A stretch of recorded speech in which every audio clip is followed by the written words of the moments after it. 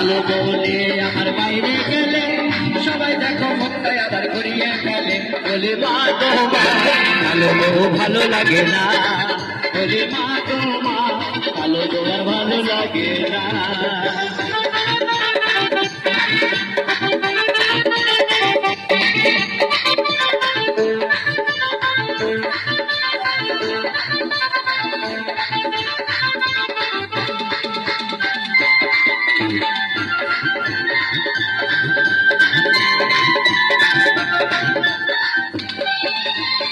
বলি মা গো মা